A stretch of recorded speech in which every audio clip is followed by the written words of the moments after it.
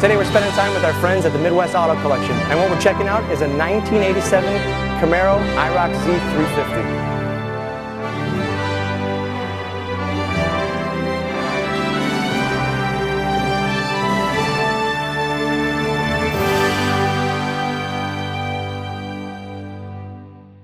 Under the hood of the IROC, 5.7 liter V8.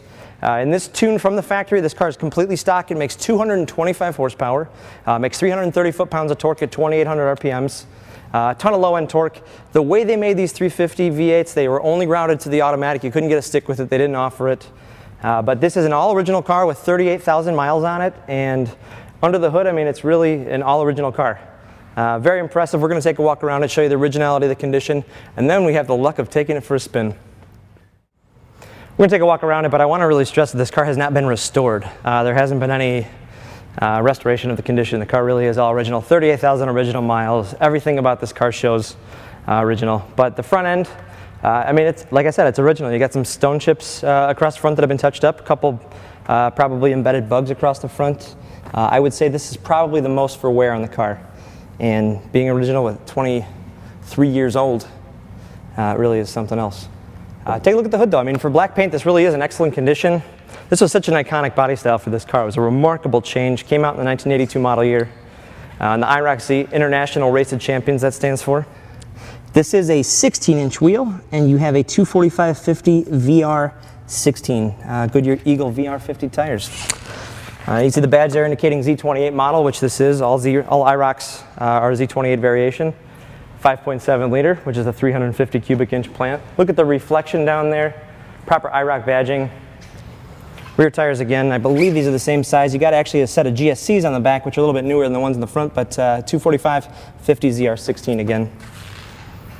I mean, the car really is a 9 out of 10. There's a little bit of wear to the wheels, and I think it's really more just age. Around the rear, the badging, everything's perfect. Look at the glass. I mean, the glass doesn't look as if it's aged. That's something that's always a little tougher to take care of.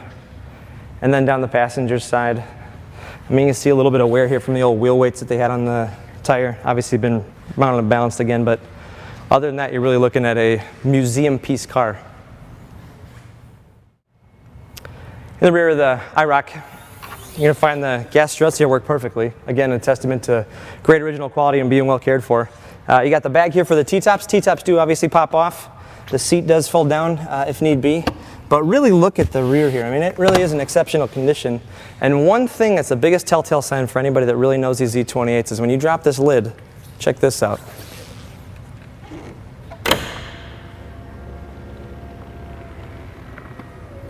That's something that tends to go away over time.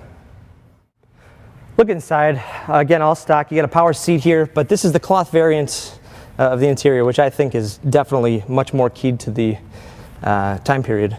Camaro embroidered right at the bottom there, but traditional power seat switches that you saw in virtually every GM back in the day.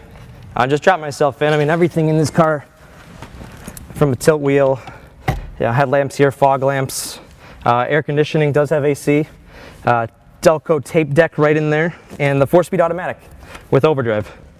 Got the T-tops off obviously, but extraordinarily clean. The carpets look brand new. I actually even feel bad even having shoes on in here. And the back seats show nothing for wear, absolutely nothing.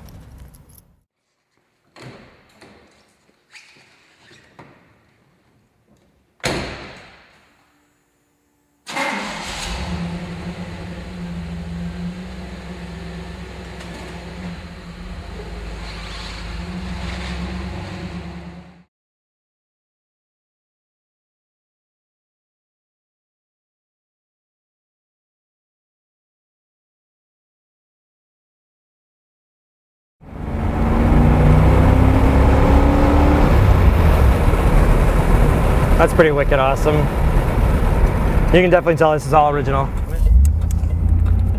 This car literally drives brand new. Engine's got a ton of power, and it's a 4-speed. So the 350 only came with the auto, but I mean here,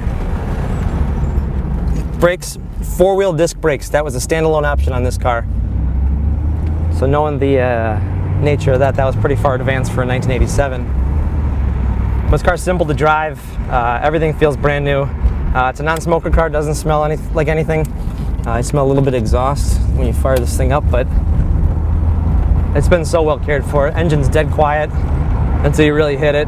From a dead stop, you can rip the tires real easy. I did it reluctantly, not realizing that 330 foot-pounds of torque on tap. Thing just wants to move out. Huge fan. But for black, this could be somebody's collection piece. And the reason I say it's a piece for a collection is because it's a 350 and it's all original. It's a rare car, to say the least.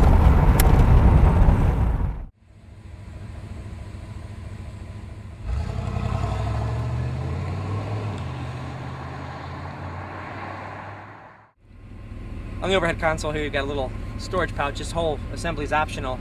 You got like a telegraph machine on here or something, so if you wanted to get like a Western Union, you can go through all these appointments, celebration, time and date, duration, arrive and depart, medical, recreation. Got a whole ton of options there.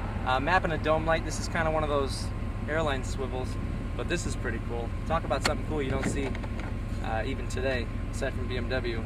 It's a Camaro Flashlight. It's got a little LED light in there that would pop on. It's probably needs a battery. From the looks of it, needs a battery, but it's there. Kind of sweet.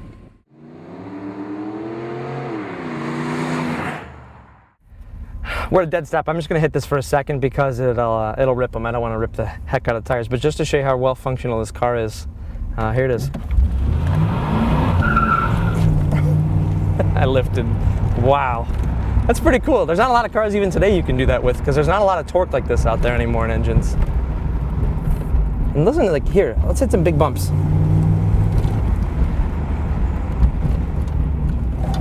And let's crank the wheel. Look at, there's no squeaks or rattles. I mean, it's pretty wicked awesome.